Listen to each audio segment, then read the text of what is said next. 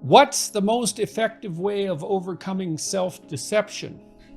To some degree, the answer is, well, you have to develop a philosophy of life that's detailed, that contains within it an assessment of your thoughts about the relationship between truth and deceit. So, for example, do you believe that it's okay to lie? Is it okay to deceive other people to get what you want? Are there occasions when it's okay to deceive other people if that helps them get what they want? So that would be an instance, for example, of what people perhaps call white lies, right? Lies that are designed to be of benefit. Are they appropriate? Do you feel that it's okay to deceive yourself or other people in the pursuit of things that you believe are valuable? To some degree, you need a moral philosophy that privileges the truth above all else if you wish to cease engaging in self-deception. And then you might ask, well, how would you develop such a philosophy? And some of that might be, well, reading about moral philosophy, reading literature, because it often deals with questions of good and evil and deception, thinking about it, writing about it, reading about it. Well, I said that.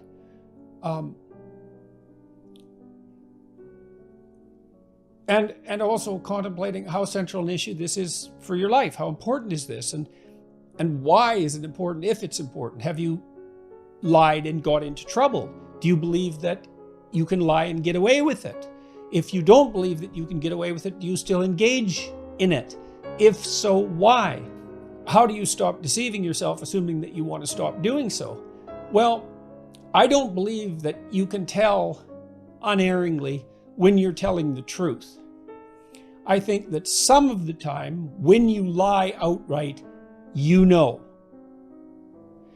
And so what I would recommend, and have recommended in my writings, in my books, especially in 12 Rules for Life, the first of my last two books, said tell the truth, or at least don't lie. And I added that codicil to the phrase tell the truth because it became evident to me when I was writing that, I don't know the truth, certainly not in its fullness.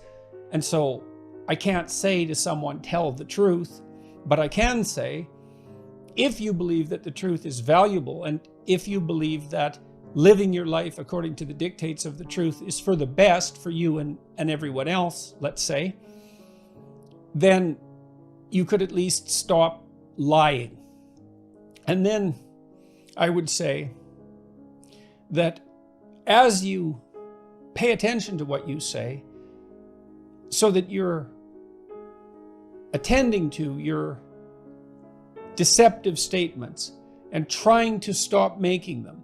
Some of them maybe outright they're not true. Some of them make you feel uneasy and weak. That would be a less evident criteria of falsehood, but still a reasonable one.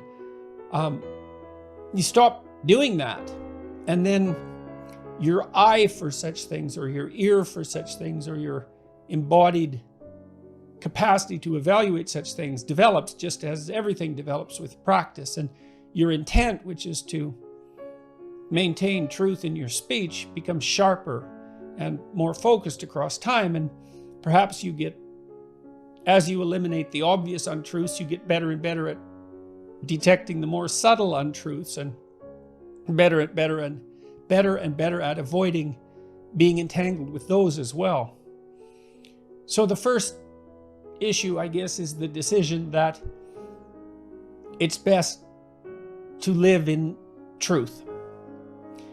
And then you have to decide how far you're willing to take that, if that becomes an absolute, for example, or if it's an important guideline, but perhaps to be superseded by other things. You have to sort that out for yourself. Once having established that, then I believe that you decide and practice not lying.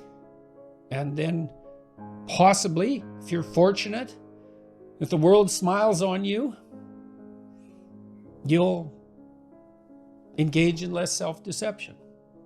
I guess the last thing I would add to that is that There's another form of self-deception that I wrote about in the second of my last two books. So the last one, Beyond Order.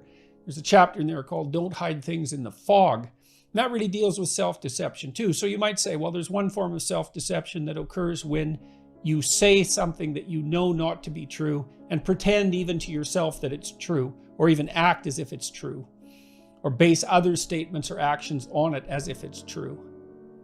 But there's a more subtle form of self-deception, which I think is more pervasive, which is the unwillingness to look at, or the willingness to turn away from evidence that you know would undermine something that you want to believe, or make things inconvenient for you. You know, I think like a cliched example is maybe someone runs a company and they have a chief financial officer and they know that person is not exactly straight, but it's convenient not to look at the books. So maybe when they're around that person, they feel guilty and uncomfortable. And that's a sign that, you know, something's rotten in the state of Denmark, so to speak. But then the self-deceptive act is to not look where you know you should look. And, you know, that's the sort of thing that people refer to when they talk about the elephant under the carpet or the skeleton in the closet. And sometimes, to mix metaphors terribly, it's better to let sleeping dogs lie. But often, you know, if you have the sense that there's something more to the story, it's painful and difficult to delve into it. But to not do so, which is the easy route, is a form of self-deception, a very common self-deception.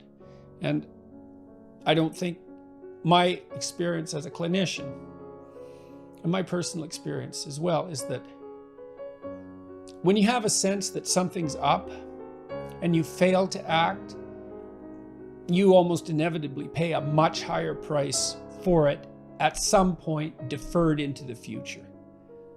So you have to think that through for yourself and ask yourself if you believe that's true. And if it is true, unless you want more trouble in the future, then perhaps you investigate when your moral unease, let's say, alerts you to the fact that there's something to investigate.